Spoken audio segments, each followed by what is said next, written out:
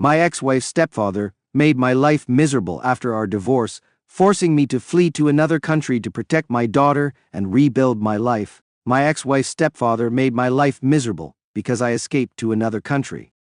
Hey Reddit, I never thought I'd be posting here, but my life has become such a mess that I really need some advice. I guess I should start from the beginning. My name is Jake, I'm 28, and I've been married to my wife Emily for 5 years. We have a beautiful daughter Lily, who just turned 3. I thought we had a pretty good life together. Emily is gorgeous, smart, and charming, everything I could ever want in a partner. But lately, things have been off. Emily comes from a wealthy family. Her father Richard is a self-made millionaire who built his wealth in real estate. He's always been a bit of a control freak and not very supportive of our marriage. Richard never thought I was good enough for Emily, and he made that clear from day one. Despite this, I worked hard to prove myself and earn his respect, but it always felt like a losing battle. Richard remarried about 2 years ago to a woman named Lisa, who is 10 years younger than him. Lisa is stunning and always had a bit of a flirty vibe, but I never paid much attention to it.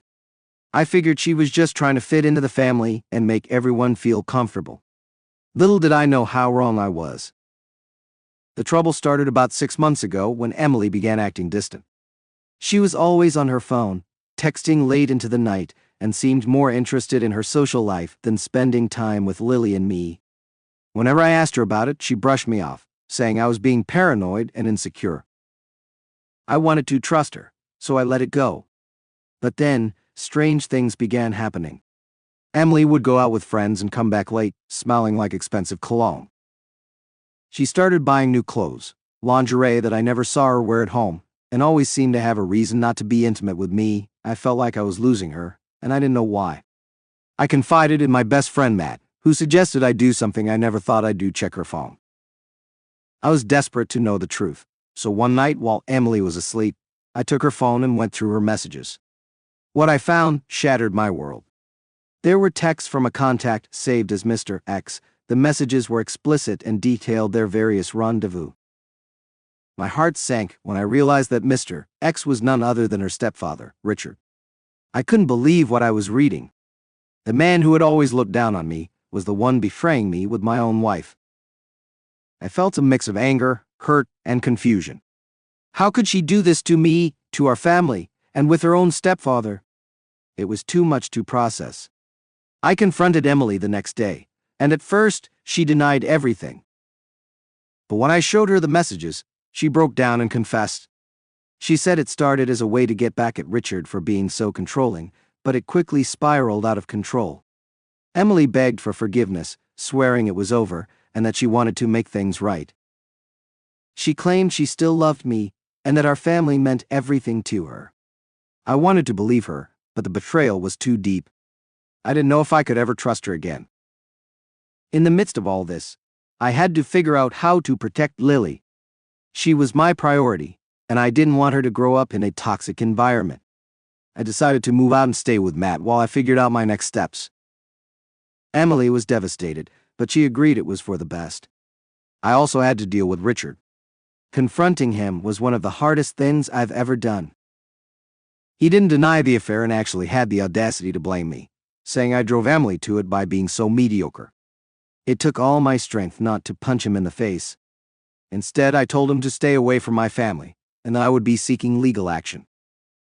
As if things couldn't get worse, Lisa found out about the affair and blamed me for it. She claimed I was the reason Richard strayed, saying I was a bad influence and a homewrecker. The irony was almost laughable. Here I was trying to pick up the pieces of my broken life, and she was adding more fuel to the fire. Over the next few weeks, things were tense. Emily and I went to counseling, but every session felt like ripping open a fresh wound. I could see she was trying, but I couldn't shake the image of her with Richard. The trust was gone, and without it, our relationship felt hollow. One night I was at Matt's place when I got a call from Emily. She was hysterical, saying Richard had shown up drunk and tried to force himself on her. She managed to get away and lock herself in the bathroom, but she was terrified. I rushed over, not knowing what I would find. When I got there, Richard was gone, and Emily was a mess. She was shaking, crying, and kept apologizing. I held her, not knowing what else to do. Despite everything, I still cared for her, and seeing her like that broke my heart. We called the police, but Richard had already left. They took our statements and promised to look into it, but I wasn't holding my breath. Richard had connections, and I knew he would find a way to wriggle out of this. In the days that followed, Emily and I grew closer again. The trauma of Richard's attack seemed to bring us together, and for a moment I thought we might have a chance. But then, another bombshell dropped. Emily discovered she was pregnant. Given the timing, there was a real possibility that the baby could be Richard's. The news hit me like a freight train. I wanted to be there for Emily, but the thought of raising Richard's child was too much. We decided to do a paternity test as soon as possible, but the waiting was torture. During this time, I leaned heavily on Matt and my sister Sarah, who was my rock. She helped me navigate the legal aspects of the situation and provided much-needed emotional support. I also started seeing a therapist to help me process everything. It was also overwhelming, and I needed to make sure I was strong for Lily. When the results finally came in, they confirmed my worst fear: the baby was Richard's. I felt like my entire world was crumbling around me. Emily was devastated and begged me not to leave her, but I couldn't stay. I loved Lily with all my heart, but I knew I couldn't be a father to Richard's child. I filed for divorce and sought full custody of Lily. Emily fought me on it, but eventually, we came to an agreement. She would get visitation rights, but Lily would live with me. It was a small victory, but it felt hollow. My family was torn apart, and there was no going back. In the months that followed, I focused on rebuilding my life. I moved into a new apartment, started a new job, and poured all my energy into being the best father I could be for Lily. Emily gave birth to a baby boy, and while I didn't want any contact with him, I made sure Lily had a relationship with her half-brother. It wasn't his fault, and I didn't want him to suffer for the sins of his parents. Richard, meanwhile, faced his own consequences. Lisa filed for divorce, and his reputation took a hit. He tried to maintain his control over the family, but his influence was waning. I took solace in knowing that he would face some form of justice, even if it wasn't enough. Now, as I sit here writing this, I'm still picking up the pieces. Some days are better than others, but I'm learning to move forward. I've started dating again, though it's hard to let my guard down. Trust doesn't come easily after everything I've been through. I don't know what the future holds, but I'm determined to make a better life for Lily and myself. This experience has taught me a lot about resilience, forgiveness, and the importance of self-worth. I may have been broken, but I'm slowly putting myself back together. In the midst of all this chaos, my relationship with my own family became strained. My parents were supportive, but deeply disappointed by everything that had transpired. They were particularly hurt by Emily's betrayal, as they had welcomed her into our family with open arms. My mother, who had always adored Emily, felt a profound sense of betrayal and sorrow. It was heartbreaking to see her so affected by our marital issues. My father, on the other hand, was more practical. He helped me with legal advice and supported me in seeking custody of Lily. He was determined to see me through this and ensure that I came out stronger on the other side. He often reminded me that life is full of challenges, but it's how we respond to them that defines our character. His words of wisdom were a source of strength during this difficult time. I also reconnected with old friends who I had lost touch with over the years. Their support and understanding were invaluable. They provided a sense of normalcy and reminded me that life goes on, despite the chaos. My high school friend Mark, who had gone through a similar situation, became a great source of comfort and advice. He shared his experiences and how he had managed to rebuild his life, which gave me hope that I could do the same. Emily's family, particularly her mother, was in denial about the whole situation. They couldn't believe that their perfect daughter could be involved in such a scandal. Emily's mother even accused me of fabricating the affair to gain sympathy and custody of Lily. It was disheartening, but I knew I had to. After the divorce was finalized and custody of Lily was secured, I decided I needed a fresh start. The pain of betrayal and the constant reminders of Emily and Richard in my life were too much to bear. I realized that to truly heal and move forward, I had to leave everything behind: my job, my home, my friends, and start anew somewhere far away. I had always dreamed of living abroad, and now seemed like the perfect time to make that dream a reality. I researched various countries and finally settled on Spain. The idea of warm weather, beautiful landscapes, and a slower pace of life appealed to me. Plus, Spain had a good education system and was generally safe, which was crucial for Lily's well-being. After weeks of preparation, I booked our tickets and started the process of moving. It was a whirlwind of packing, selling off furniture, and saying goodbye to family and friends. Matt and Sarah were particularly supportive, helping me with the logistics and offering emotional support. My parents, although sad to see us go, understood my need for a fresh start and promised to visit us often. The day of our departure was filled with a mix of emotions: excitement, anxiety, and a touch of sadness. As we boarded the plane, I looked at Lily and felt a surge of hope. This move was for her as much as it was for me. I wanted to give her a chance at a happy, stable life away from the toxicity of our past. The flight to Spain was long, but Lily was a trooper. She slept through most of it, and when she was awake, she was fascinated by the view from the window. I couldn't help but feel a sense of pride and relief. We were finally on our way to a new beginning. Upon arriving in Spain, we settled in a picturesque town on the coast called Marbella. It was known for its beautiful beaches, friendly locales, and a vibrant expat community. I found a cozy apartment near the beach with a small garden where Lily could play. It felt like a dream come true. Our first few weeks in Marbella were spent adjusting to the environment. I enrolled Lily in a local preschool, and she quickly made friends despite the language barrier. Children have a remarkable way of connecting with each other, and Lily was no exception.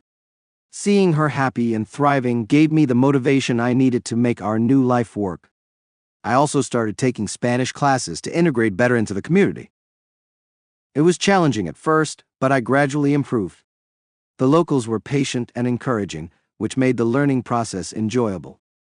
I found a job teaching English at a language school, which allowed me to support us financially while giving me time to spend with Lily. One of the highlights of our new life was meeting Sophia. She was a fellow teacher at the language school, originally from Argentina. Sophia was warm, kind, and had a vibrant energy that was contagious. We bonded over our love for travel, good food, and the shared experience of starting anew in a more time together, both in and out of work. We explored the local markets, tried different restaurants, and took long walks on the beach. Lily adored her, and they quickly formed a close bond. Sophia's presence brought a sense of joy and stability that I hadn't felt in a long time. As our relationship deepened, Sophia opened up about her past. She had moved to Spain after a difficult breakup and had been rebuilding her life ever since. Her strength and resilience were inspiring, and we found solace in each other's company. Slowly but surely, I began to feel hopeful about the future again. However, not everything was as idyllic as it seemed. Richard, my ex-father-in-law, had not taken kindly to the divorce and the subsequent fallout. His business empire had taken a hit due to the scandal, and his ego was bruised. He blamed me for everything and was determined to make me pay. It started with strange occurrences. My car was vandalized, with the tires slashed and the windows smashed. At first I thought it was just bad luck, but then other incidents followed. Our apartment was broken into, and although nothing valuable was taken, it was clear that someone had gone through our personal belongings. The feeling of being watched was unsettling, and I couldn't shake the sense of dread that loomed over us. One evening, as Sophia and I were having dinner at a local restaurant, I noticed a man staring at us from across the room. He was dressed in a suit which seemed out of place in the casual beachfront setting. His gaze was cold and intense, and when our eyes met, he didn't look away. I mentioned it to Sophia, but she brushed it off, saying it was probably nothing. But it wasn't nothing. The next day, I received a threatening note under my apartment door. It was written in Spanish, but the message was clear. "You can't run from your past. We will find you." Panic set in, and I realized that Richard had sent his people to track us down. I contacted the local police, but they were of little help. Without concrete evidence, there wasn't much they could do. They advised me to be cautious and report any further incidents. Feeling vulnerable and exposed, I decided to take matters into my own hands.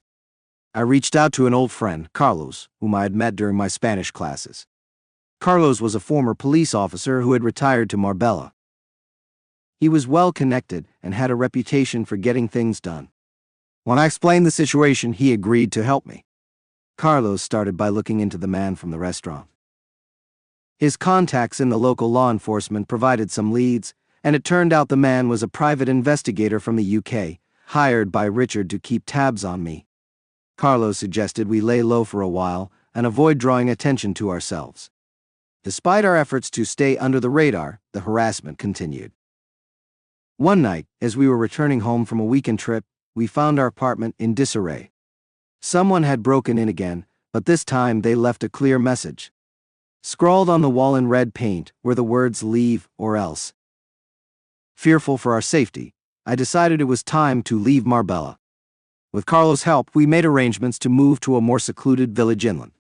The village, called Ronda, was nestled in the mountains and offered a peaceful retreat away from the prying eyes of Richard's henchmen. The move was exhausting, both physically and emotionally. Lily was confused and scared, and Sophia tried her best to keep her spirits up. The sense of being hunted was overwhelming, but I knew we had to keep going. Our safety depended on it. Ronda turned out to be a hidden gem. The village was picturesque, with whitewashed houses, narrow cobblestone streets, and breathtaking views of the surrounding mountains. The locals were friendly and welcoming, and it didn't take long for us to feel at home. We found a small house to rent on the outskirts of the village, surrounded by olive groves and vineyards. It was a stark contrast to the bustling coastal life of Marbella, but the tranquility was exactly what we needed. Lily started at a new preschool, and I continued teaching English online, which allowed me to work from home and stay close to her. Sophia and I spent our days exploring the countryside, hiking in the mountains, and enjoying the simple pleasures of village life. The constant fear began to fade, and for the first time in months I felt a sense of peace. Just as we were beginning to settle into our new life, the unthinkable happened. One evening, while Sophia and I were having dinner on our terrace, we heard a noise coming from the garden. At first we thought it was just an animal, but then we saw the shadow of a man moving among the trees. I grabbed a flashlight and went to investigate. My heart was pounding as I approached the figure, but when I shone the light on him, he bolted. I chased him through the garden and into the olive groves, but he was too fast. When I returned to the house, Sophia was on the phone with Carlos reporting the incident. Carlos arrived within the hour, along with two of his trusted friends. They searched the property and found footprints leading to the main road, but there was no sign of the intruder. Carlos assured us that he would stay with us for a few days to keep an eye on things. The next morning, Carlos received a call from one of his contacts. They had identified the intruder as one of Richard's hired thugs sent to intimidate me into returning to the UK. Carlos decided it was time to confront Richard directly. He contacted Richard's private investigator and arranged a meeting. Carlos, Sophia, and I drove to a nearby town where the meeting was set to take place. We arrived at a small cafe, and there, sitting at a corner table, was the private investigator. He looked surprised to see us but maintained his composure. Carlos wasted no time in laying out the facts. He presented evidence of the harassment and made it clear that we knew who was behind it. He warned the investigator that any further attempts to threaten or harm us would be met with legal action and, if necessary, self-defense. The investigator, realizing the seriousness of the situation, agreed to relay the message to Richard. For a few weeks, things seemed to calm down. There were no more break-ins, no threatening messages, and no sightings of suspicious figures lurking around our home. Carlos continued to check in on us regularly, and we gradually began to relax. During this time, my relationship with Sophia blossomed. We grew even closer, finding comfort and strength in each other. Lily adored her, and the three of us started to feel like a real family. We celebrated holidays together, went on trips, and created beautiful memories. But deep down, I knew it wasn't over. Richard was a man who didn't take kindly to being defied, and I suspected he was his time, waiting for the right moment to strike. Just when things seemed to be settling down, Emily decided to re-enter the picture. She had been relatively quiet after the divorce, but I knew better than to trust her silence. One day, I received an unexpected phone call from my lawyer back in the UK. Emily had filed a motion to reevaluate the custody arrangement, claiming that I had abducted Lily and taken her to Spain without proper consent. This was a blatant lie. The custody agreement had allowed me to take Lily anywhere, as long as I informed Emily of our whereabouts. I had done everything by the book, but Emily was determined to make my life difficult. She claimed that Lily was not safe with me and that she wanted her daughter back in the UK. The timing of her move was suspicious, to say the least. It was clear that she and Richard were working together to force me back to the UK. If I lost the custody battle, I would have to return, and they could easily gain control over Lily again. I contacted my lawyer in Spain and explained the situation. He assured me that we had a strong case, but the process would be long and stressful. We gathered all the necessary documents to prove that I had full legal rights to have Lily with me in Spain. Emily's actions infuriated me. She had been a negligent mother, more interested in her affair and social life than in caring for Lily. Now she wanted to take her away from me out of spite. It was a bitter reminder of the person she had become. The trial date was set, and I had to prepare myself for the battle ahead. Sophia was a pillar of support during this time. She helped me organize the evidence and provided emotional strength when I felt overwhelmed. Carlos also stepped in, offering to testify about the harassment we had faced from Richard's men. On the day of the trial, we presented our case to the judge. My lawyer laid out all the evidence, including the threats and harassment we had endured. Carlos' testimony was particularly compelling. He detailed the break-ins, the threatening notes, and the intruders who had come after us. His credibility as a former police officer added weight to our case. Emily, on the other hand, painted herself as the concerned mother who had been wrong. She claimed that I had taken Lily away without her consent, and that I was putting her in danger by living in a foreign country. It was infuriating to hear her lies, but I remained calm, knowing that the truth was on my side. After days of testimony and deliberation, the judge delivered the verdict. The court ruled in my favor, stating that I had acted within my legal rights and that Lily was safe and well cared for in Spain. Emily's motion was dismissed, and she was warned against making further false claims. The relief was overwhelming. The threat of losing Lily had been a constant source of anxiety, and now it was finally over. I could focus on building our new life without the fear of Emily or Richard trying to tear it apart. One night, as I was putting Lily to bed, I heard a commotion outside. Sophia and Carlos were in the living room, and I rushed to see what was happening. Through the window, I saw a group of men approaching the house. They were armed and looked menacing. Carlos quickly locked the doors and windows and told us to stay inside. He grabbed his phone and called for backup, but we knew it would take time for help to arrive. The men began banging on the doors, shouting threats and demanding that I come out. I felt a surge of fear and anger. I couldn't let them hurt my family. Carlos handed me a baseball bat, and we prepared to defend ourselves. Sophia took Lily and hid in the bedroom, trying to keep her calm. The men managed to break down the front door and stormed into the house. Carlos and I fought them off as best as we could, but they outnumbered us. Just when things seemed dire, the sound of sirens filled the air.